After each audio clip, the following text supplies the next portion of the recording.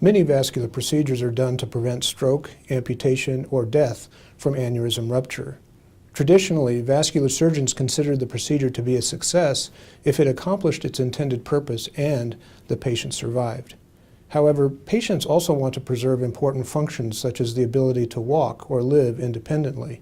From their perspective, a procedure may not be a success if they lose the ability to walk or live independently, even if they survived.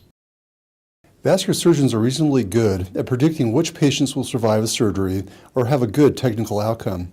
However, we have not been very good at predicting which patients may lose the ability to carry on important activities of daily living after surgery. Our project, called the Frailty Foresight Study, is designed to help meet this need.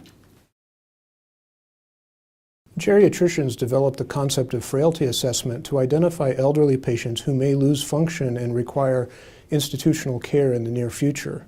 Now, recently, surgeons have also adopted the concept of frailty assessment to identify patients who may lose function after surgery.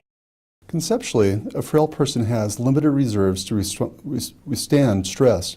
Frail people are more likely to lose the ability to care for themselves when stressed by an event that a healthy person would otherwise tolerate. The need for a vascular surgery procedure certainly represents stress. We hypothesize that adding frailty assessment to routine preoperative evaluation will help us better identify patients who might lose function after surgery. This should help us better counsel patients when deciding if surgery is right for them. Frailty can be hard to measure reliably and reproducibly. It's not hard to recognize people who are severely frail, but it is more difficult to consistently identify mild or moderately frail patients. Yet even mild frailty can put patients at risk for significant loss of function, so it's important to recognize less severe forms of frailty. It is also important for different practitioners to rate patients consistently. Several different methods of grading frailty have been developed.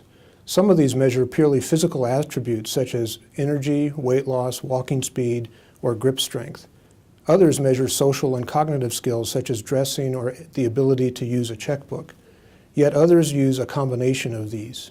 For surgeons, the challenge is to figure out which method best identifies patients at risk for loss of function after surgery, but also can be used efficiently in clinic. The Frailty Foresight Study is designed to meet this challenge by testing the following 4 methods of grading frailty.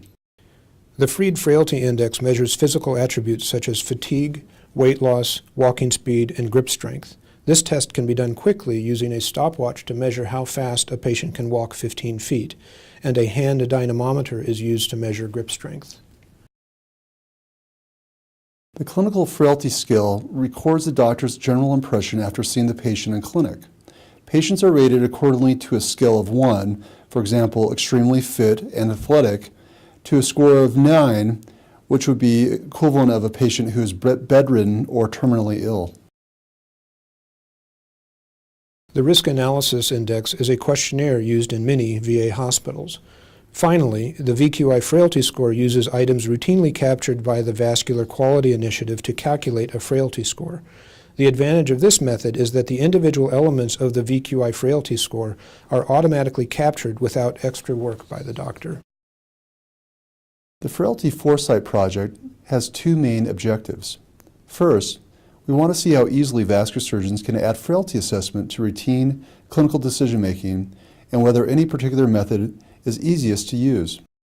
Second, we want to determine which method of measuring frailty is most accurate in predicting who will or will not decompensate as a result of the stress of surgery. To be most useful, frailty assessment needs to be generalizable. Therefore, the Frailty Foresight Project is a multi-center study. 5 centers with different practice patterns have agreed to participate, including Dartmouth, Emory, Nebraska, Stanford, and the University of Utah. Our ultimate goal is to not just identify patients who will survive a stressful vascular operation.